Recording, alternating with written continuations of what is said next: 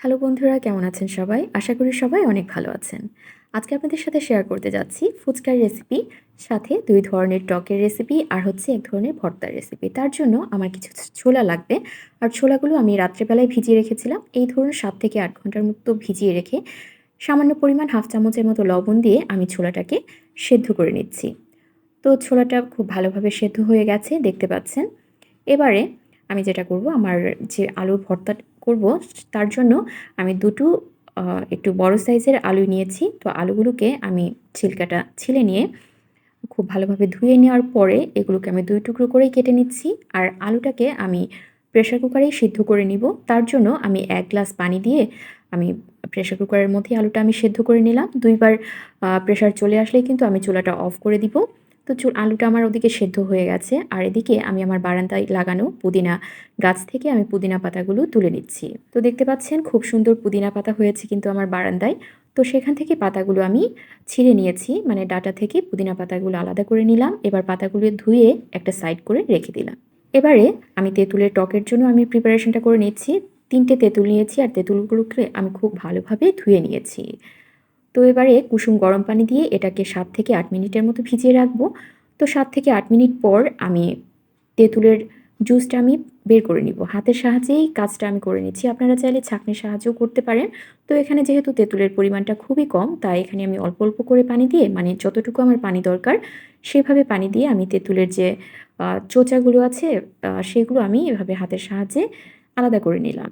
এই কাজটা হয়ে যাওয়ার পর আমি ১ম এই পুদিনার টকটা রেডি করব। তার জন্য এখানে নিয়েছি ১/২ চামচ জিরার গুঁড়া, ১/২ চামচ চাট মশলা আর হচ্ছে পরিমাণ মতো লবণ, আর দিয়ে দিচ্ছি লেবুর জুস, মানে লেবুর রস দিয়ে দিলাম প্রায় অর্ধেকের মতো, অর্ধেক পরিমাণ লেবু থেকে লেবুর রসটাও দিয়ে দিলাম। আর দিয়ে দিচ্ছি ১ চামচ চিনি। এবার আমি এখানে একটা গন্ধরাজ লেবু থেকে লেবুর যে সবুজ অংশটা আছে সেটা একটু গ্রেট করে দিয়ে দিচ্ছি। এখানে খেয়াল রাখতে হবে যে লেবুর সাদা অংশটা কিন্তু সেটা যাতে না পড়ে এখানে, কারণ সেটা পড়লে কিন্তু এটা অনেকটা তেতো হয়ে যাবে। তাই সেটা খেয়াল রাখতে হবে। এবার সব উপকরণ দিয়ে ভালোভাবে একটু চামচের সাহায্যে নেড়ে উপকরণগুলো ভালোভাবে মিশিয়ে নিলাম। তো দেখে নিচ্ছি আমার সবকিছু ঠিক আছে কিনা, মানে লবণ, চিনি এগুলো ঠিক আছে কিনা দেখে নিলাম। তো আমার এটা পারফেক্ট। তো এবার তেঁতুলের টকের মধ্যে দিয়ে দিলাম ১ম এ ১/২ চামচ জিরার গুঁড়া, আ চাট মসলা, দিয়ে দিলাম চিলি ফ্লেক্স আর হচ্ছে পরিমাণ মতো লবণ। তো দিয়ে দিলাম ২ চামচ চিনি। তো এটা কিন্তু আপনারা এই মানে এই উপকরণগুলো অ্যাড করার সময় আপনারা অবশ্যই একটু টেস্ট করে দেখবেন যে সবকিছু ঠিকঠাক মতো আছে কিনা।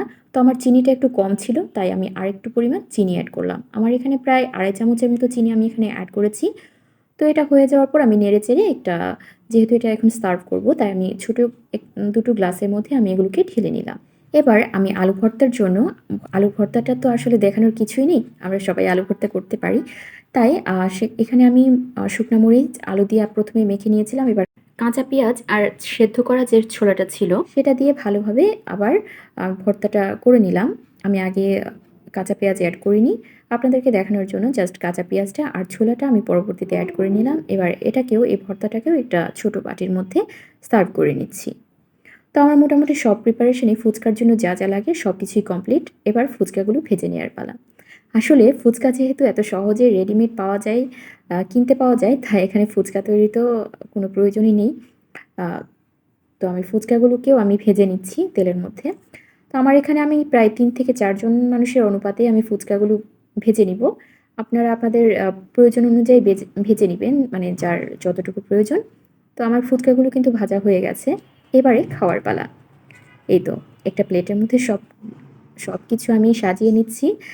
মানে এটা দেখে আসলে লোভ সামলানো মুশকিল। আমি যখন ভয়েস দিচ্ছিলাম তখনই কিন্তু আমার জিভে পানি চলে আসছিল। এতটাই টেস্টি। আ আমার বিশ্বাস আজকের এই রেসিপিটি দেখার পর আপনারা ১-২ দিনের মধ্যে তো অবশ্যই ফুচকা তৈরি করে খাবেন।